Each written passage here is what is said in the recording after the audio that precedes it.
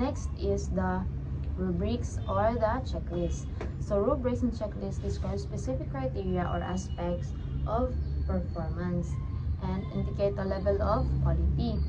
The teacher will give In this approach, the teacher will give the students a rubric or a checklist to indicate their performance on each aspect of the learning target. Then,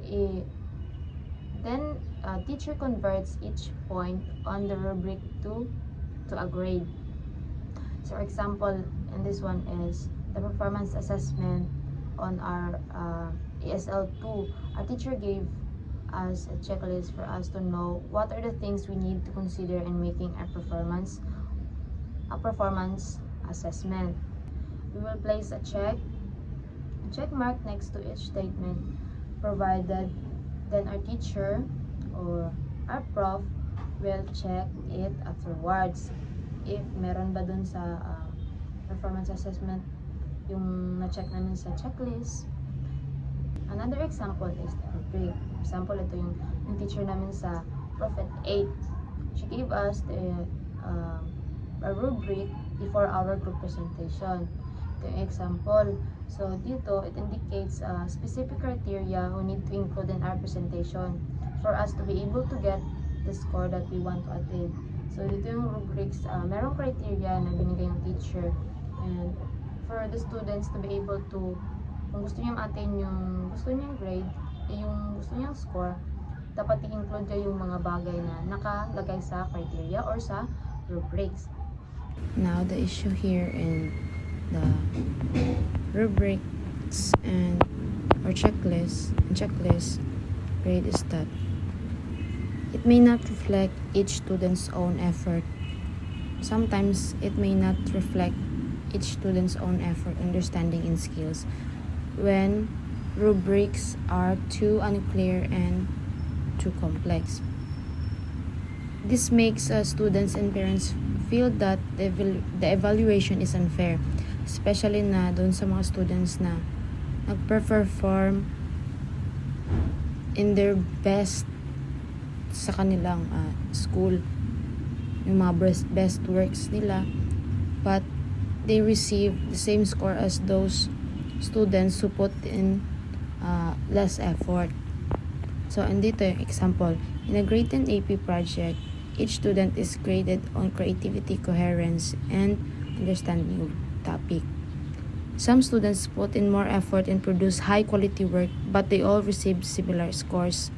This caused complaints from students who felt the grade didn't fairly reflect each student's performance. So, yung rubrics, it is a tool that tells students exactly what the teacher is looking for in their work. They show the specific skill and qualities being assessed, such as yung nakalagay nga sa example, yung creativity and such. The main goal is to help students know how to improve and to make grading fair and consistent. Problem happens here when yung rubric is unclear and complicated para sa mga students.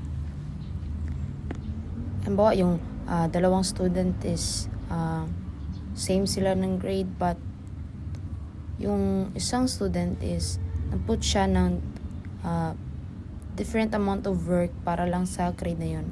But it seems na nafe-feel niya unfair yun. Individual grading ensures that each student's effort, skills, and understanding are measured separately. So students who work harder or do better get the grade they deserve. So the problem here occurs or happen kapag yung rubric is unclear and complicated para sa mga students. Kasi different in a way na nai-misinterpret din ng mga students yung rubric kapag hindi masyadong clear sa kanila. So, nagiging unfair siya para sa students at nagkakos siya ng conflict because hindi naging clear yung teacher sa kanyang rubrics. Dahil may mga students na nagpuput ng so much effort para sa kanilang work, para makuha yung grades na deserve nila, while yung hindi napupunta ng effort nagiging para sa grades na gusto nila or deserve nila. And by just simply na nagiging pareho yung scores na nakuha nila sa students na hindi naman masyado effort, the solution na pwedeng gawin ng teachers dito is dapat maging clear siya sa rubrics, and also explain niya yung rubrics o yung content niya doon. Dapat maging clear siya para sa students na maintindihan nyo ng maayos. I-share niya yung rubric before the task and explain it. There are schools that uses this approach. For example, is dito sa atin, there are schools that uses this approach. Here is the example, Central Mindanao University High School. Dito nakalagay yung rubric nila for essay sa high school. And yung mga criteria and yung mga indicator ng points, such. You can see na clear yung pag-state ng each criteria.